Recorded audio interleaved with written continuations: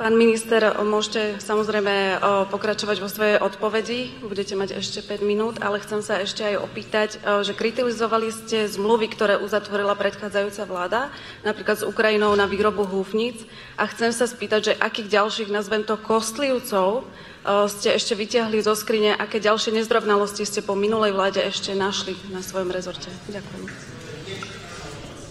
Pani poslankyňa, skončil som teda pri tom, že dávame do polohy naozaj nie to, aký super technický vynález chceme mať v našich ozbrojených silách, oproti tomu, že čo musíme a čo chceme chrániť. Ja som zásadne proti tomu, aby naša protivzdušná ochrana bola orientovaná len na strategické ciele, ktoré má chrániť. Isté, je to jedna z dôležitých úloh, ale občania si platia protivzdušnú ochranu. My musíme chrániť aj civilné ciele. Preto vlastne protivzdušná ochrana má byť proste čo najmasívnejšia a možno až nadštandardná, keď použijem to slovíčko. To je pre mňa rozhodujúce. A teda musíme začať diskutovať, lebo ja neviem, či to možné je, pretože tu bývalá vláda hovorila, že sme dostali zľavu. Tak ja si myslím, že i keď platí staré české klasické nechci slevu zadarmo, tak v podstate platí, že tá zľava by mala byť predsa prenosná. Ak my zistíme v rámci rokovaní, že sa vlastne o žiadnu zľavu nejednalo, že teda vlastne je to iba nejaká vec, že týka sa len Viperov, no tak s tým toho veľa neurobím, ale som presvedčený, že podľa toho, čo predchádzajúca vláda hovorila, mali sme dostať 700 miliónov za MiG-29 a za AS 300, 500 miliónov z Európskej únie. Dnes už vieme, že Európska únia nám žiadnych 500 miliónov nepošle. Zatiaľ sa nehovorí dokonca ani o desiatkách miliónov. Je to nejakých pár miliónov na tento rok, možno 5 alebo 6 za nejaké predchádzajúce vojenské pomoci, čiže naozaj došlo tu vlastne k odstráneniu spôsobilosti vojenských, ktoré nie sú nahradené ani príjmami, ani peniazmi, ani novými zbraňovými systémami. Čiže ideme rokovať so Spojenými štátmi na tému, či je možné, aby táto zľava, o ktorej hovorili, sa buď rozložila, alebo preniesla na systém napríklad Patriot, ktorý je dlhého doletu, ktorý bez pochyby má pre nás význam ako súčasť celého komplexu vzdušnej ochrany Slovenskej republiky, ktorý má byť najzákladnejší. To je veľmi dôležité. Čiže otázka, či vôbec budeme vám vedieť odpovedať, keď položíte túto otázku možno o 2-3 mesiace, kedy už budú tieto rokovania na takej fáze a takej úrovni, že budeme vás môcť podrobnejšie informovať. Keď sa bavíme o kostlivcoch, v zásade určite budeme o tom podrobne informovať, pretože mnoho vecí je v zásade v štádiu šetrenia.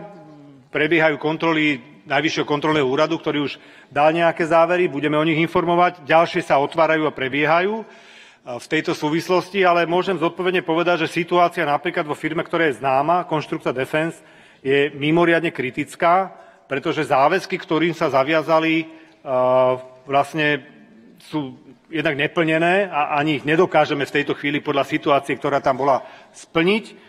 Nikto v tejto chvíli z ozbrojených síl nemá záujem o využívanie služieb tejto spoločnosti v oblasti servisu, pretože sa technika vracia pokazenejšie, ako tam odišla. Čiže je tu nejaký problém, že tu sa nejak nafúkoval nejaký balík peňazí, ktorý sa investoval do tej spoločnosti. Je určité množstvo peňazí, ktoré ešte neviem presne kvantifikovať, ktoré nevie nikto nájsť, kde sú. Investovalo sa do projektov úplne zbytočných, čiže toto bude asi takým, by som povedal, veľkým problémom aj rizikom zahraničnej reputácie a ohrozenia zahraničnej reputácie, pretože práve Konštrukcia je tá, ktorá mala vystupovať intenzívne aj v zmluve pri 8x8, aj pri zmluve na pásové transportéry, samozrejme na húfnice Zuzana, ktoré sú financované zahraničnými partnermi, kde je už dnes jasné, že termín nedodržíme.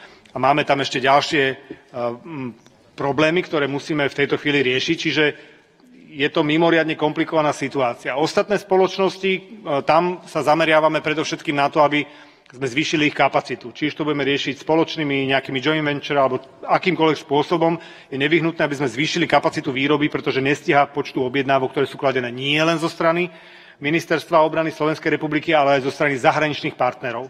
Pretože keď niekto minule komentoval, že naša výroba, alebo objednávka necelých 17 000 alebo 18 000 kusov munície bola tá veľká, tak samozrejme to je 10% napríklad z objednávky Poľska, ktoré bolo doručené do slovenskej spoločnosti na výrobu munície, ktorú napríklad Ministerstvo obrany vlastní 50% a druhých 50% spoločnosť MSM.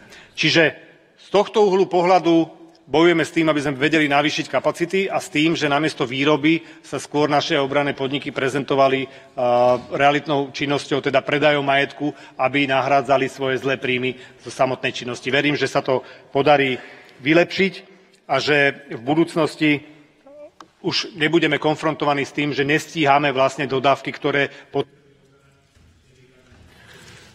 Pán vicepremiér, vypršal vám čas na túto otázku, ale zároveň za 5 sekúnd vám skončí čas na zodpovedanie všetkých otázok, takže asi už nemá zmysel ísť po inej. Ďakujem veľmi pekne. Ďakujeme za sledovanosť, odber a like. Pracujeme na ďalších videách Vaša politická scéna.